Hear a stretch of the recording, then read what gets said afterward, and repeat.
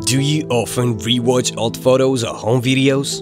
Doesn't a sense of nostalgia seems like the most contagious feeling of all? Are you ready for another journey through Csgo history? This is FarmSkins, and today we will continue talking about what Counter-Strike was like. Enjoy watching!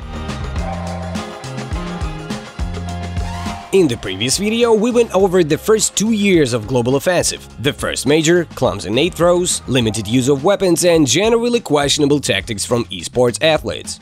In 2015, there were two great tournaments in Cologne and Katowice. The prize pools were still negligible, but the map pool changed a lot. Overpass and cobblestone were added, and train was swapped for cash.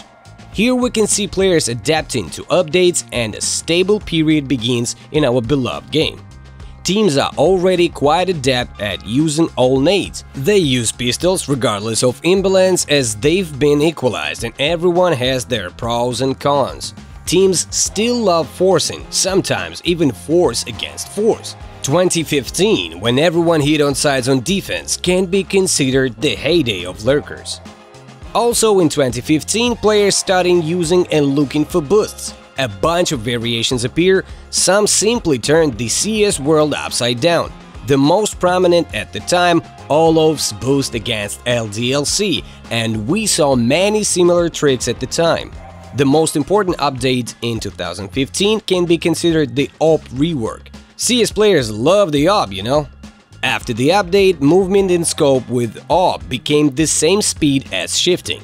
Before this update, snipers were more aggressive. Now it was much harder to send them out first. By the way, many players will call this update one of the worst for a long time and say it completely ruined the sniper role. Spoiler alert, they will call many updates the worst ones. And many pro snipers' stats dropped after this. You can clearly see the difference if you compare LDLC and Fnatic demos. In the latest match, the AWP will become much more passive and provide much less value. Also in early 2015, Valve released an update simplifying M4 and AK spray. Many may not remember, but it happened. To be precise, the effect of the first 4 bullets was added. What is this effect? The first 4 bullets now go exactly where your crosshair is aimed starting from that moment. Before, there was an element of randomness. What about farming guns? Previously, Valve had already attempted to increase their viability in matches. Now Valve boosted the MP9 and MAC-10. After such a boost, we can see them a little more often. In 2015, defense comes down to a positional play, but not the positional play we used to. Defense shows absolutely no aggression and can often hide close to the bomb site starting from the first seconds. Thus, everything directly depends on the attack's actions. However, in the end, the round still ends very quickly. Realistically, situations with long retakes or slow bomb site takes are rare. The meta comes to frequent mid-round splits. Splits were very popular. A very important tactical change will be the first Skybox openings above apps on Mirage and above box on Dust. Now it's much easier for players to throw nades and new nade variations appear. And since even back then, Mirage, Inferno and Dust were the core maps of any CS player, all kinds of set nades start gaining popularity. There was also a boom on YouTube. At the same time, the first tricky smokes and one-ways appeared.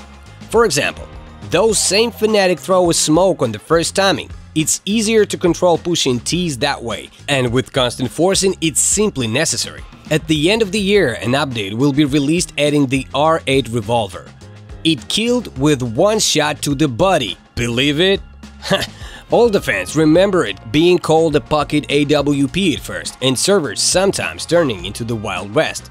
It got fixed very quickly, in 10 days, but we all still remember that initially it brought half the community to tears. One shot to the body, baby! The first major of 2016 will be very similar to the last major of 2015. There were almost no important changes, but the players' thinking starts changing. Even more tricks, one-ways, team plays, nades of landmarks, and more. Not everything always depends on updates, very often simply on time.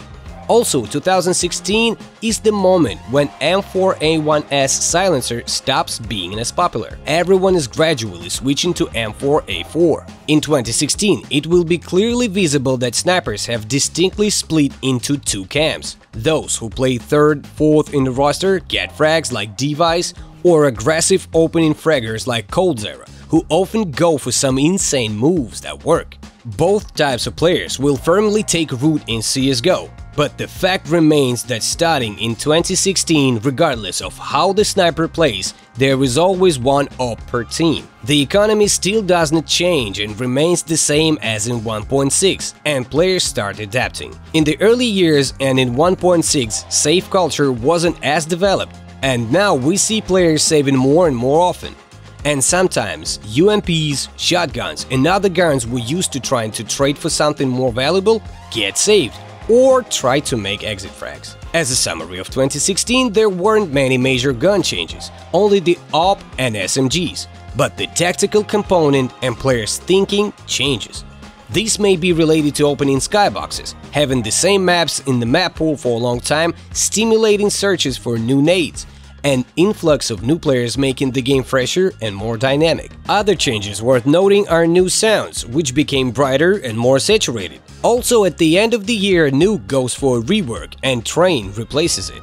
2015 and 2016 are a period of stability. Players start making more and more deliberate actions, and CS becomes more spectacular, which in turn leads to a large influx of new players.